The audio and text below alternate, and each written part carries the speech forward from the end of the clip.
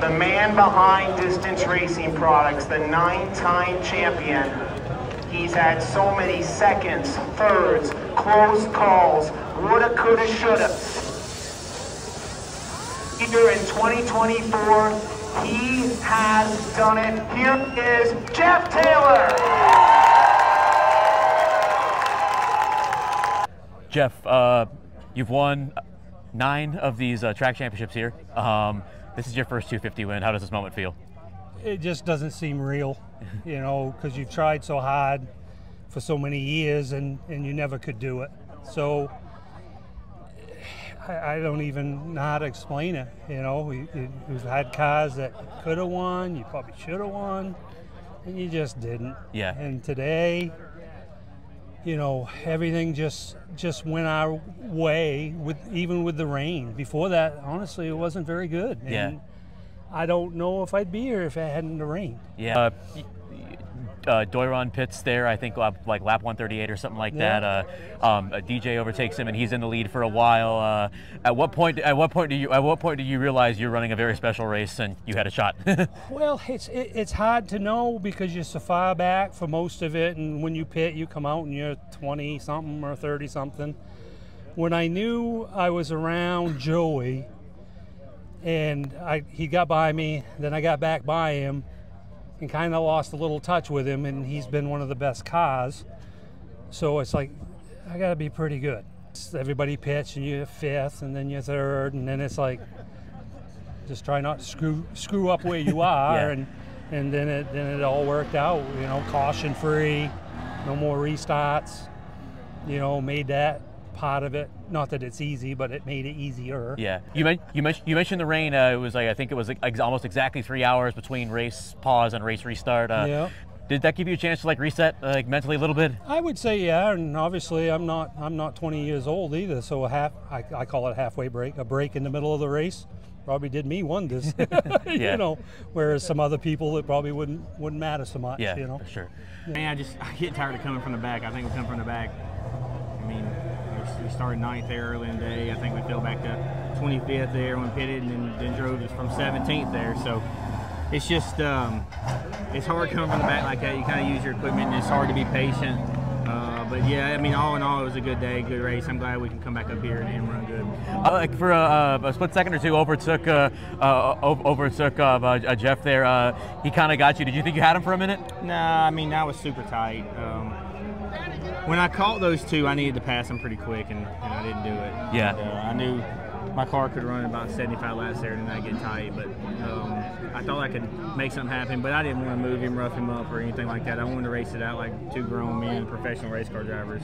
It's just not my style to rough him up, especially when he's been trying. I got a lot of respect for him, and when you got respect for people, you don't want to race them like that. You want to race them with respect and how I want to be raced. So hopefully one day he can race me like that, yeah. and the roles are reversed. So you come here, I love this place. I like all the fans. It's just yeah. The atmosphere, the energy all weekend. That's why I like coming here. 3 hour. Well, DJ, I know you had a lead for a little bit and you would love to hold on, but I was mostly impressed with, you were involved in what looked to be kind of a serious wreck, and you got back in. How did you get back in the race? Yeah, just came up short on fuel there. Just didn't have a big enough cell in the thing tonight, and ran out of gas there, and just fortunate to have somebody like Trevor behind me kind of put him in a really bad spot, and he did the best he could with me and kept me from getting right in the middle of the pack there. And I don't know if that was luck or skill, but I don't care. It was super lucky for me. So just fortunate to come out of that unscathed. I killed the battery trying to get it going. It's got a reset button on top there, and just did that, cycled the power, and just charged and tried to build a lead, and thought I had a big enough lead there. And it's a fine line between saving all you can and building a big enough lead to get out there, and just got the big lead.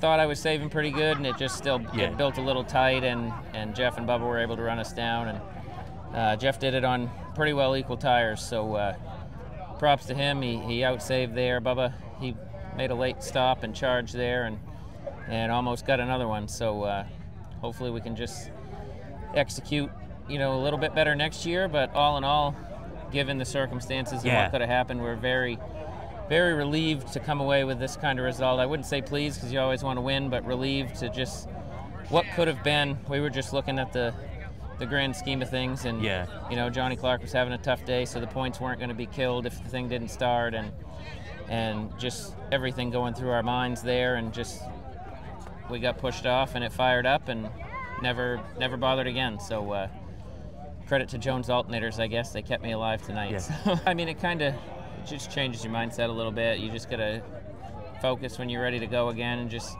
went and filled the generator with the gas in the camper and put some dry socks on and dry suit here, and just I don't know, it's hard to come out of a lull like that and get back into the mindset to go do this. So it's, you know, I think we were a third place car at the start there, the first half, and we ended up being a third place car to two completely different front runners. So you never know what this race is going to throw you, and just we finished where we deserved to. Just circumstantially, it just wasn't the way it was drawn up in my head there at the break. But you know, either way, solid day. We'll move on from here and try to. It's been a while since we've been to Oxford Victory Lane, so we still got another shot or two at it. So it's amazing. This is an event, man. These people camp, and they're diehards, and they came out to support the Bar Harbor Bank and Trust 250. Man, we gave them a show. I wish we could have been up there giving them a little three-car battle for the win, but we were right there, ready to pounce if anything happened, and just hopefully we can be the show next year a few spots better.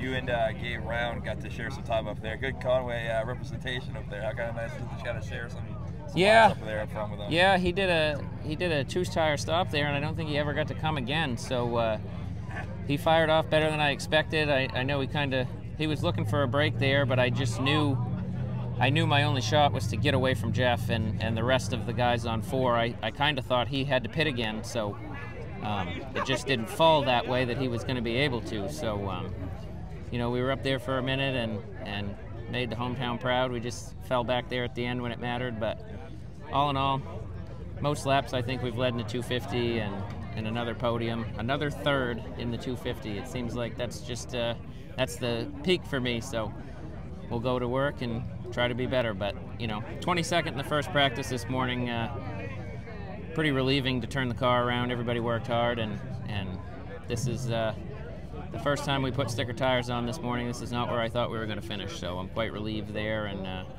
just build a notebook and keep getting better.